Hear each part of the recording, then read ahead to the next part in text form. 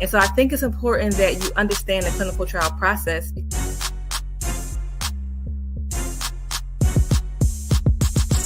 I'm not saying that the pill is bad. I just want you to think about how to make health decisions for yourself.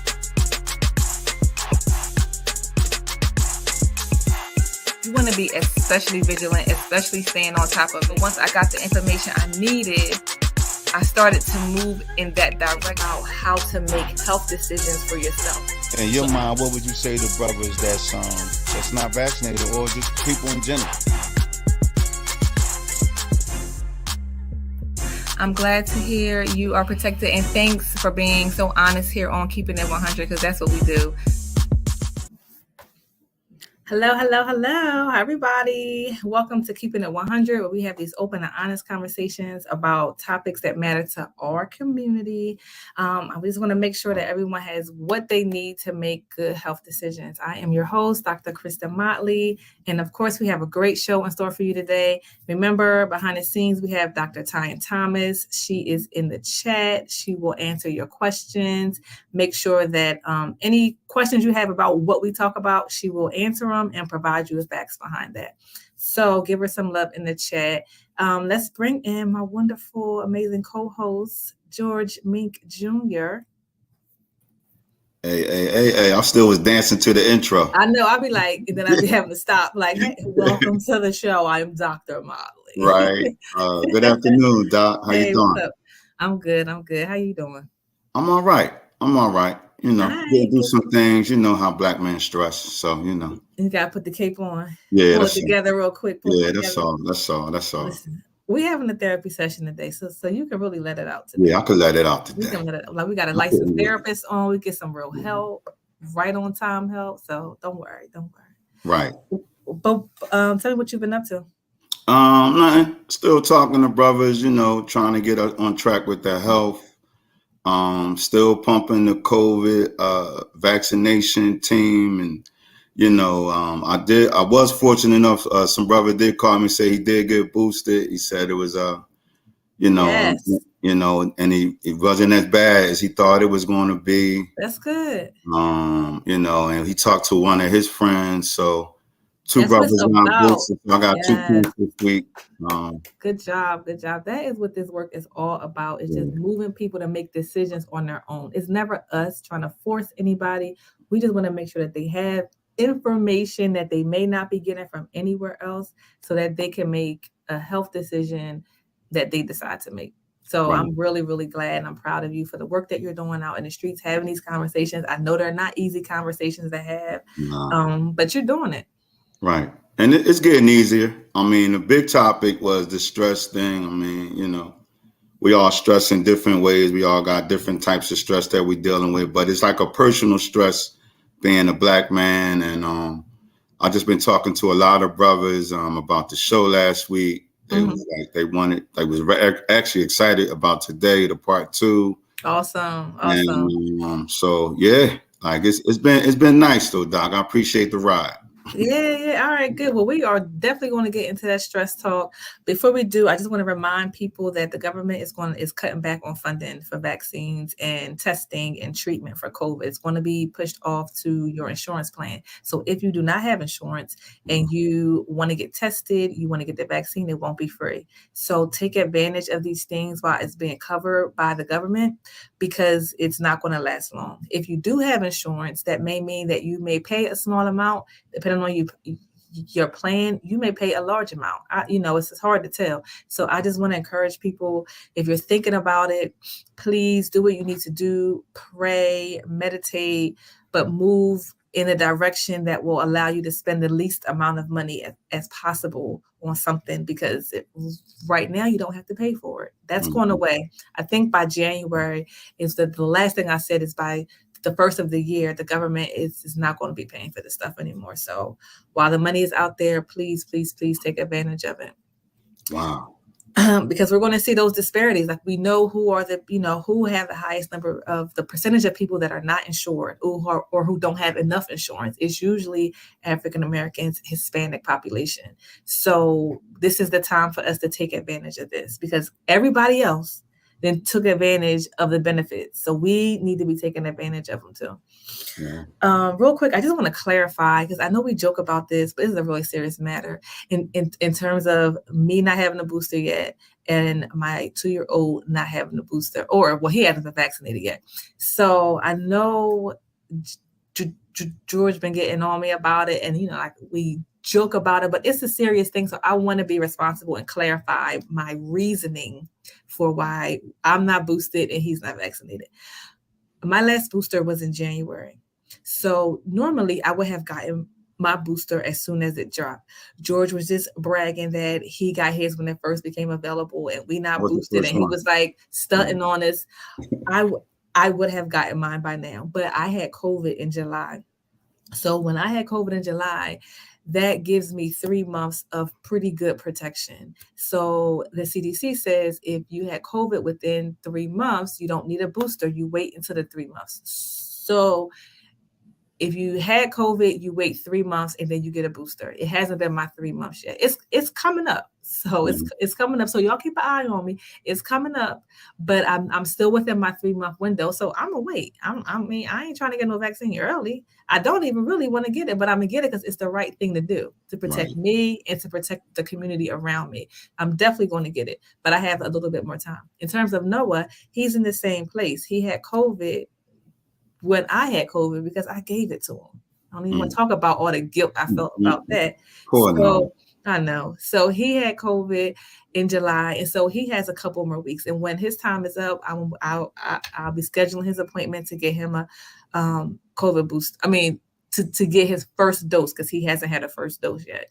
So I just wanted to be responsible. I'm not playing around with this. I'm just following the CDC's guidance and taking advantage of my 3 months of super antibodies. So that's that. So y'all just take advantage of it while it doesn't cost anything, because that is going away. So George, you cleared it up pretty good. Nah, I don't think you believe me, but I know you are, Doc. I mean, but that's what make our conversations honest, though. I mean, that's what I like about our show and how we presenting it to the people. You being honest. I mean, that's the most important thing. We want to be honest. Yeah. And being honest about your personal situation. I don't think you appreciate my honesty, George. I know how you talk. I know how you. I'm not feeling it. It just seemed like we switched roles when we first started this thing. You know what I'm talking about? That's all. You like I'm the doctor now, so it's just like But nah, Doc. I get it though. I mean, again, like the importance of it, and you do have to be particular, and you got to be selective. I mean, it's still your child. I mean, he's young. I mean, so you just being an honest mother. You're not just being a doctor. You're also being a mother, and you being cautious, and the severity, and that you definitely know the deep parts of COVID. You know what it does to people. You saw what it did in the beginning, so you're aware of everything, but you're just being selective and reluctant, and that's fine. we got 2 days and 28 minutes. Okay. Yo, why you throwing out those adjectives? Reluctant. That's funny. Right. I just don't be hopping on stuff like right away, especially stuff like that. I just want to give it its time. So I'm really grateful that I had COVID, and it gave me more time to see what was playing, how everyone else was responding, and so I'm grateful I had it, and I'm grateful that we survived. It wasn't fun getting through it, but I'm taking my 3 months time to decide what to do. That's fine. That's all. So just wanted to clarify that. But thanks for being halfway supportive. I appreciate I'm always there for you, Doc. I'll take halfway support. Right. I'm just playing for Bilal, but that's my. Oh, he said he getting as soon as his 3 months. Yeah, I know Bilal. You can do what you want. I'm getting my vaccine. You can do what you want. I was like, hey, you do you, I'm gonna do me. Yeah, see? Okay. So let's bring in our therapist of the day, Ryan. Hey, Ryan. How you doing? Hey, good afternoon, sir. We are going to bring this over to a stress management talk because George be stressing me out, and I just felt like I needed to bring you in so I could take some deep breaths and just bring myself back to center, because he be making me feel bad about the decisions I be making for my family sometimes. Nah, it's But just it's all out of love. It's right. all out of love, and I know that, and I appreciate that. But it don't always feel it. Like I don't always feel it at first. I have to process it, and I'm like, he's acting like that because he really Yeah, cares about of us. course, of course, of course, I do. Well, good afternoon, sir. How you doing? Pretty good. How are you? Hey, great, man. Good to see you. Glad you made it back with us 2 weeks in a row. Yeah. So what you got, Doc? So we're just going to keep this conversation moving on. We talked about what are the stressors in Black men, and we started to get into how do we cope with those things. And so I wanted to just open up today's show with another comment that we got from the street, that George got from the street, from a young man who talked about what are some stressors in his life from his perspective. So we could show that video. All right, what's going on? I'm with Nasir. I just want to ask him, what's the biggest stress of being a Black man? Hey everybody, I think that the biggest stress of being a Black man is being respected in America today, mainly where you come from. That's the hugest issue that we deal with so far. So I think respect is a big thing. Okay. All right. Thank you, good brother. Got it. All right. Yo, I'm a reporter too, but go ahead. Nah, G, that's you. So what you think about that, right? I mean, does that come, I bet you definitely probably can relate to that. And Absolutely. I Yeah. definitely can as well. Yeah. It's a lot of thing we touched on a little bit, but it's a lot of negative narratives when it comes to Black men, where we feel like we have to combat those narratives in certain spaces. And so we can feel disrespected in a number of different situations. And so that could be anything from, combating narrative in our relationship, about Black men, about us as fathers, like people may not even know us, but they already have these assumptions about us and who we are. And so it is hard to feel respected in spaces as a result. Yeah, I mean, I definitely can relate. I mean, we already labeled. So I just feel like when he said respect, it hit like a bell. Mm-hmm. As far as like we kind of we already behind the 8 ball, and we feel as though we have to always keep earning it. It's like a everyday process. Like it runs out at the end of the day, and then it starts back low at the next day, and we got to build it back up. So it's like it's not something that's like just stays firm. It's something that we have to keep building and keep growing into. And then what makes it feel bad is that the other people not really even growing their self or not really, going in that direction. And you feel as though that's what you have to do. So it definitely comes with our territory. So, yeah. I think that one thing that George and I talked about earlier today was stressors that you can control and stressors that you can't control, and the difference between the two and how to navigate that. So, Ryan, in terms of this conversation about respect, to me, that is something that you can't directly control how people respect you or how they show or not show respect towards you. But what we can control is how it makes us feel or how we respond to that. And so I wanted to ask if you had any tips or do you have anything to share about how to address the stressors that we cannot control. Yeah. So for the stressors that we can't control, in those situations where we feel a bit like powerless, I think it's important to have like one, it's just perspective, right? Like, and so because we can't really do anything about where someone else might be, it's like, who do I want to be in this situation? And so it's not so much about the outcome, it's about identity. And so if we focus more so on who we want to be in this situation, not who people want us to be, but who do we want to be in this situation, then we get a different showing, in terms of who we are and what have you. But if we're focused more on the outcome, meaning like I'm gonna teach this person to respect me, I'm gonna force them to, and that kind of thing, then we kind of play into their hand, and we become the people that they say that we are. We feed the narrative in a way, and so you can't make people respect you, right? But you can show up a certain way, and if you show up that way and you make that focus identity, the principle that comes from a book that's actually around habits, it's called Atomic Habits, where if you focus more on your identity, not on process, not on anything else, but who you want to be in the moment, you ask yourself that question, like, what would a confident person do in this situation? What a person that's not thinking about what people are thinking about them doing this situation, and you show up that way. And as long as you're proud of that person that you were in that moment, that's what matters. Wow. That's big. It's big. It's good stuff. It's good stuff.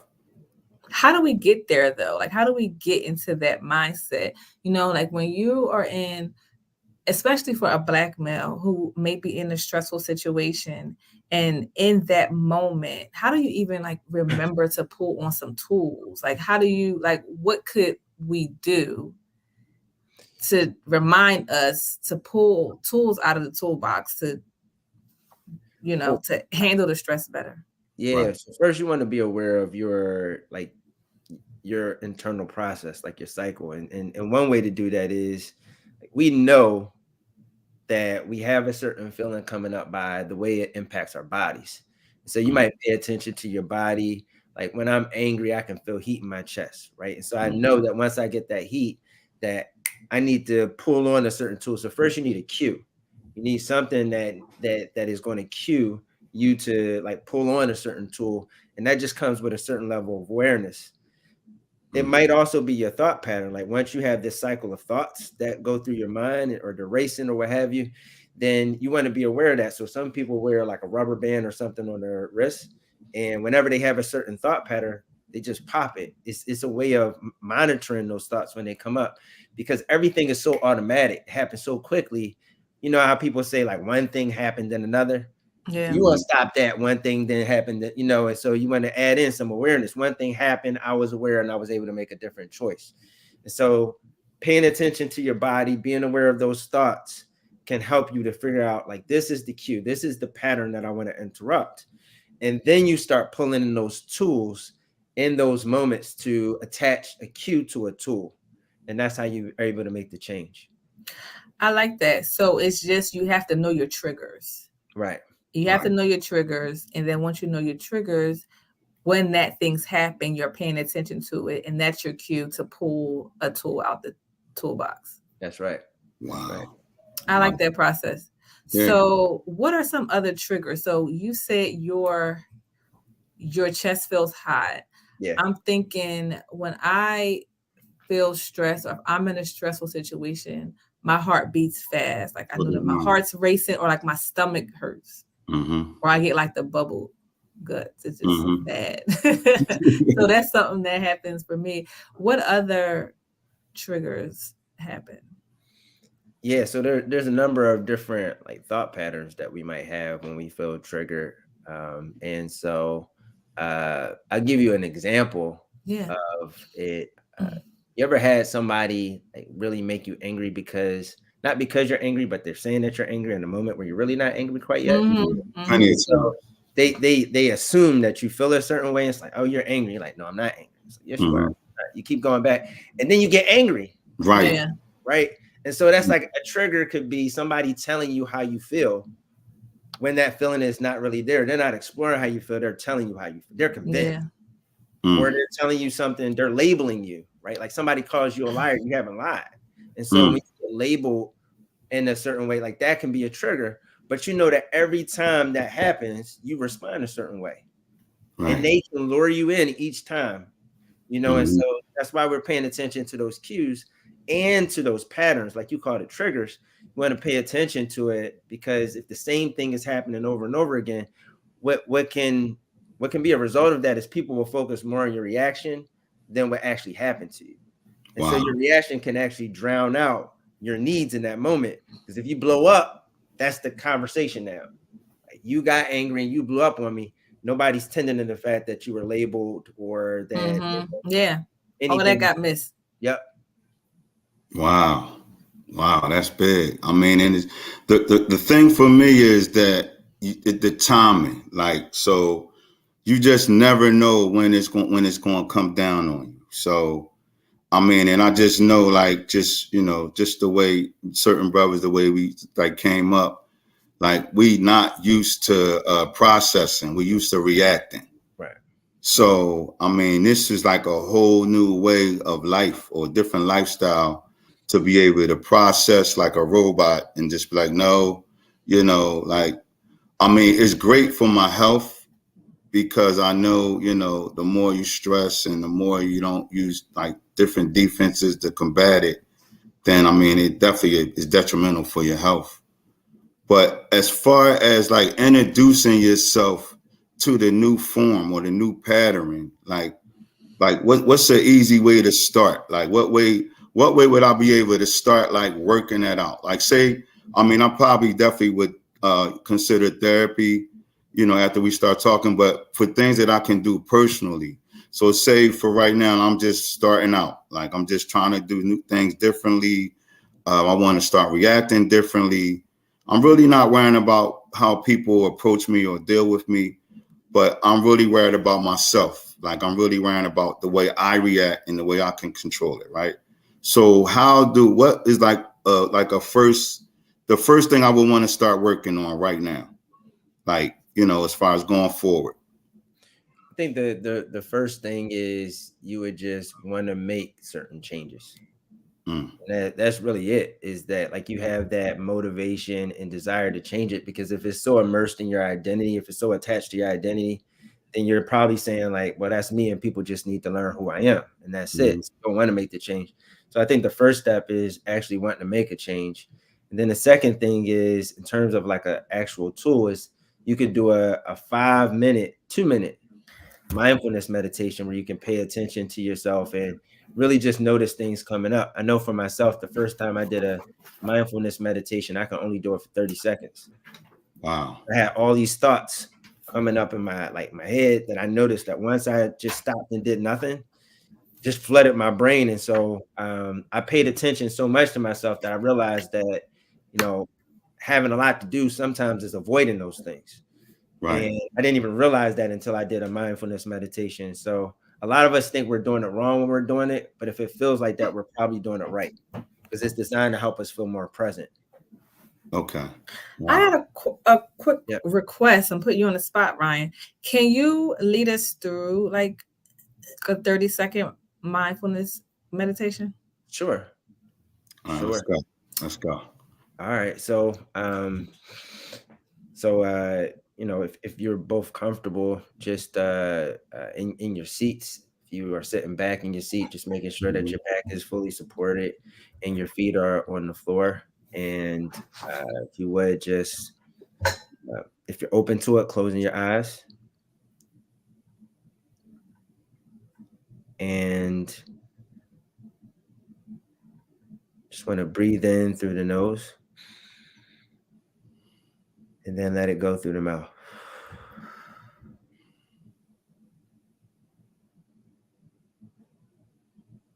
Just again, just breathing in through your nose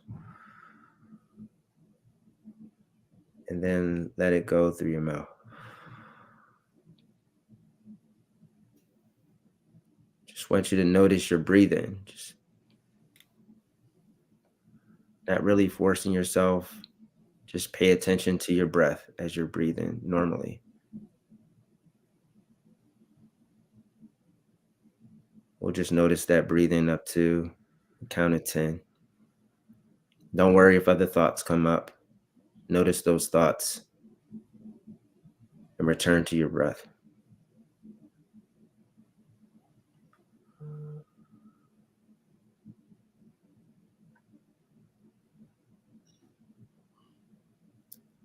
And once again, just taking a deep breath through the nose, just really releasing it with a big breath through the mouth. And when you're ready, you can open up your eyes. Wow. I love some deep breaths. Wow. It's my favorite thing. Yeah, I was in Aruba, but it's not. You always in Aruba. You are always in Aruba. No, I gotta get there. Yeah, so let's talk a little bit about mindfulness. I think it's something that we don't talk about enough, especially in our community. And so it's a great practice. I know a little bit about it, but Ryan, can you just share a little bit about mindfulness and how it may be helpful, especially for stress management?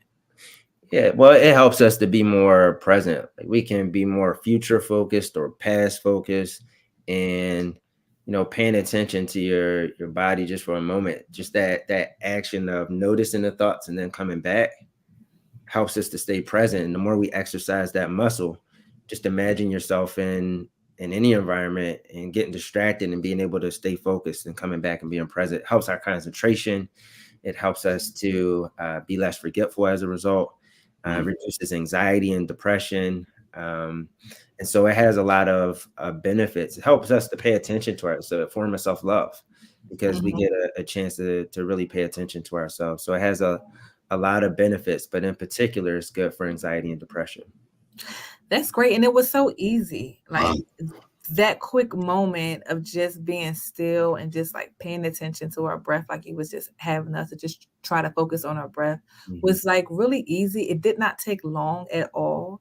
And I think if we maybe, try to start our day like that, or try to end our day like that, or pull it whenever we're feeling like we're about to go into a stressful moment, a stressful situation at work with a partner, a neighbor or anything, like just be able to use that as a tool in the toolbox to pull on before you start a stressful situation or right after it, and you need to bring yourself back down.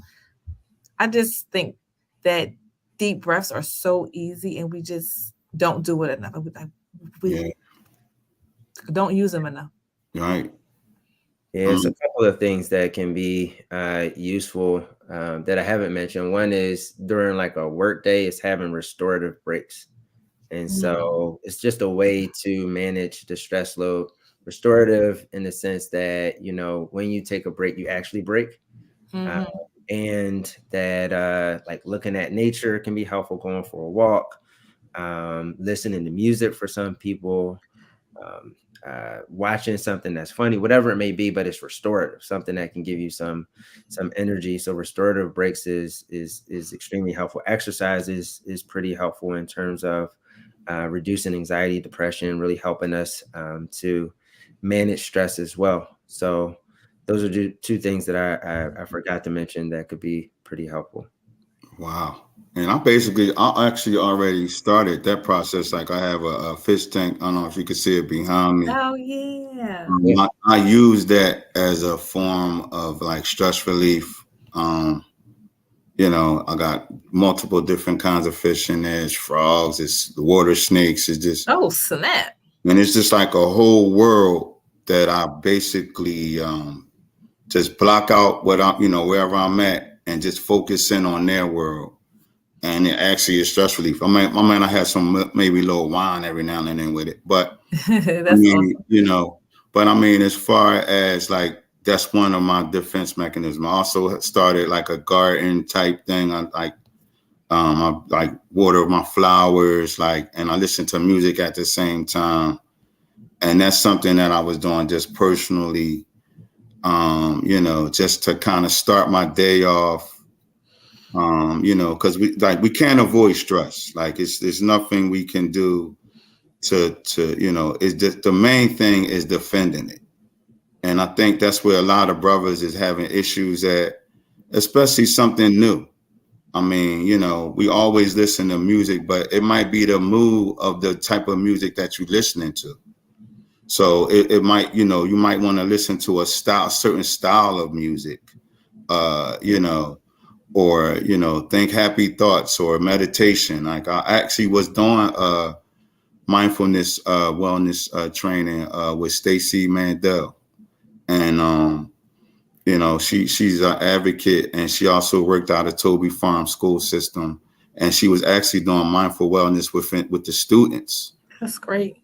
And she did a whole documentary. I'll have the information for you guys next week. But I actually was practicing some of these things, and it's actually the same way I used to start, but I wasn't consistent. So I think that's a problem for me, like, is being consistent with these things, you know, because now my garden is all over the place. Like, you know, it's getting cold now. So that's not like a one of my remedies is kind of taken away. So, I mean, we kind of go to these places for cover. Like, you know, I know another brother, he goes sit in his car. He said he don't, you know, him and his wife, they always arguing, and he gets peace in the car. And I'm like, what's peaceful about that? And he was like, that's just the way I combat. You know, he smelled his air freshener and he just sit in the car like without music. And I'm just like, okay. But I mean, I guess it's different for everybody, right? I mean, absolutely. Yeah, for sure. Everybody has their own way of processing stress, and it'll be there. As you mentioned, we'll have stress. It's just our way of dealing with it. And one way to deal with stress in a relationship is, or two ways I would suggest is, if you know you're going through a stressful period at work, is to schedule a date, you know, at the end of that period, so that your partner kind of knows what's going on and feels like a priority during that time, so that they don't feel like they're just kind of a castaway while you're getting your work in, but they know that they're a priority because that date, you both have something to look forward to. Whenever we have something to look forward to, it kind of helps us get through the week. I've heard people say, this has been really tough, but I know we going out tonight, we're gonna have a good time. And so that can be a way to deal with stress. The other one is taking a time out. You know, with a time out in an intense conversation that's stressful, if you take a time out, the person that calls a time out has to re-engage or reinitiate that conversation, right? So after like 20 or 30 minutes, because one person is generally going to call the time out more than any other, and the other person really wants to talk about it, so that person needs to re-engage and initiate that conversation. But calling the time out, you know, helps it so it doesn't escalate, gives you both a chance to really bring down the temperature a little bit, have a more reasonable conversation. I think that's a good suggestion. The problem is I'm argumentative. So if Bilal called a timeout in the middle of me saying something, I'm going to be pissed about that. Right. But I have to respect it though, you know? Right. So I have to respect it. But it's just going to be annoying because I want to take care of the thing. Like I want to get it done and over with. And I think that's a really good, I mean, I really like that suggestion. It would just be annoying when I'm not the person calling the timeout. Of course. Yeah. Well, that's why that person that calls it has to come back and have that conversation, because like you mentioned, that other person is chomping at the bit, you know, really waiting for it. So building that trust when he comes back each time, and you know he's going to come back, will hopefully relieve some of that tension that you have while you're waiting. Yeah. I really like that idea, the timeout. George, what do you think about that? I just want to know, like, how important of the role of your support group or your mate, like how important is that a part of your journey as far as even entering therapy or trying some of these new, you know, these new recipes, like regarding, you know, combating stress? You know, how important is that? Do they have to be aware of it, or can you just isolate and regroup and just put your cape back on? I mean, ideally, you would have connections and community to help you support you through it. If you don't have that, then you know, then you would make that choice apart from community. But ideally, you would have people supporting you through it and sort of cheering you on while you're doing it. And so, when it comes to like therapy, having a spouse or somebody, or any relationship, you know, having people in your corner.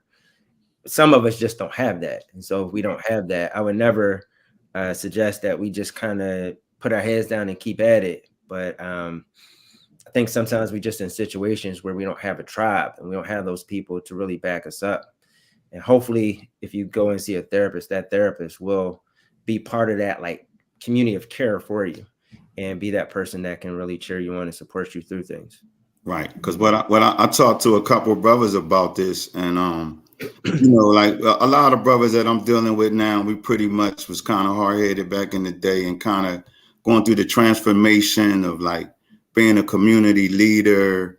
And it takes a lot of rebranding and a lot of self-awareness and, you know, basically a lot of just owning up to things, you know, and just admitting things to yourself, the possible truths. The problem, what I'm noticing with a lot of brothers what's causing stress is that everybody wants to identify with the old person that they're escaping from or they escape. Yeah. So, and it's not just spouse related, it's like neighborhood, it's friends, it's mothers, it's everybody that already molded, you know, they already molded to the way that they're used to you know, being, or a certain way of how they usually deal with you. And a lot of brothers is having these isolation issues, like where they feel like they isolated because nobody wants to accept them for the path that they on and the transformation. So this brother was like, it's weighing heavy on him. I mean, he's been calling on his spiritual, you know, been doing a lot of things, and he just said it's really not working. He stopped drinking. It's a lot of things, but it's like nobody wants to accept him. So it's just like, I suggested him, you know, that he talked to you or whatever. And I told him that that's probably like a level of therapy that you probably would need. So, Yeah. you know, what would you say to that type of brother? Like, Yeah, right? I would tell him first that I can relate. You know, I remember being in college and I started making some changes. Morgantown, West Virginia is very different than Philadelphia. Mm-hmm. And so when I came back home, I remember having an interaction and I didn't respond like I typically would. And people really close to me called me soft. Mm. I wanted to revert back and, Right. you know, like I'm not soft, you know. And so, but I realized in that same moment that that's the way of recognizing my change. It's like, well, I've changed and I wanted to change. And so I had to reinterpret the words a little bit. And that was helpful to me personally. It's just to reinterpret the words. But I think the second thing that I would add to it is, you know, unfortunately, growth is lonely. Mm. You know? And so it's a very lonely endeavor. If you're doing all something together, like everybody can talk about doing it, but once you actually do it, it's a lonely endeavor. Like you leave people when you grow. And so you might want to attach yourself to people that are where you are and try to find those communities. Mm-hmm. And so you can feel like, you know, like I have some people that are here to support me. You might also use some what I call like assertive communication, where you just express what it means to you to be where you are and for people to respect that. So some people will get it, some people won't, you know, Mm-hmm. but you definitely want to find those communities that will support you. And as I mentioned before, you know, connect with a therapist. If not a therapist, connect with a group. Connect with a group. Like in different Wow. religious groups, you have groups of people who are supporting that. You know, Mm-hmm. you want to be somewhere where people can affirm where you are. So that's what I would recommend to him. Wow, that's That big. was good. Yeah, that was really good. Leadership is lonely. Leader Right. is lonely at the top. I wanted to kind of come back as we close to talk a little bit about the comment you made about being soft and how guys could look at having a therapist as being soft, or taking some deep breaths is soft, or mindfulness could be looked at as being soft. So Yeah. what would you say to that narrative? Yeah, you know what? That I get it, because I would recommend it to people and I wasn't doing it. You know, journaling and like mindfulness. I'm good. Right. You know, Mhm. it was so hypocritical, honestly, Wow. because Right. I was telling people how beneficial it was to research Yeah. this, and then I would go out and not do it the next day. Wow. I just felt like certain things weren't for me specific. Mhm. Mm. And then I got into a place where, you know, things were really difficult. I was like, well, I'm gonna just try it. And Mm. so I would encourage people, you know, to just try it. You don't have to be in pain. If part of your mantra, your identity, and if being whatever the opposite of soft is to be in pain, I Mm. think we just need to rebrand strength. You know, we got to Mm. rethink about what that looks like. If I have to be in pain in order to do it, I don't want to do it. Wow. Wow. Wow, that's deep. Rebrand what strength looks like. Right. That's good. Right.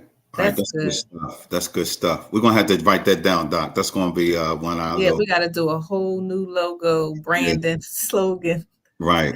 Ryan, that was good. That was good. Well, thanks so much for being here today and for letting us learn from you and for sharing some tips on what we all can do to manage stress a little better in our lives, because it's not going anywhere. So we just need to have the tools to get through for sure. Now, anyone that wants to connect with Ryan, his information is on the screen.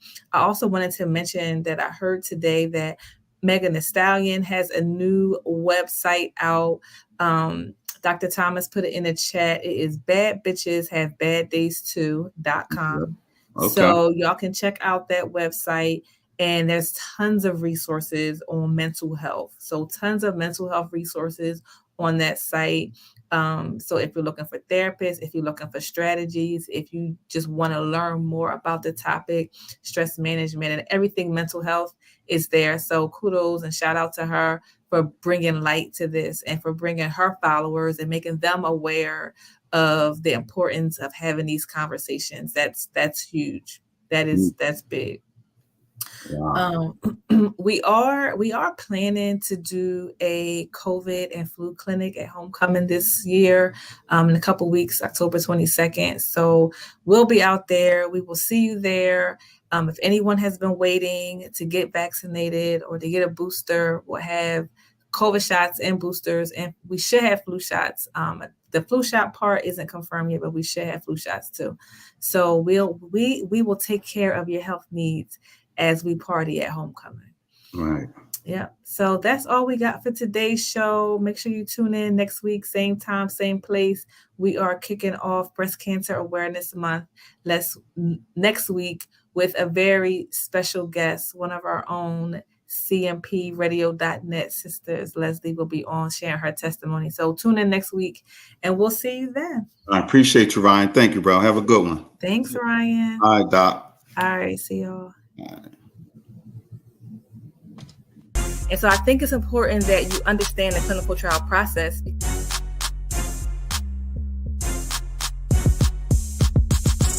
I'm not saying that the pill is bad.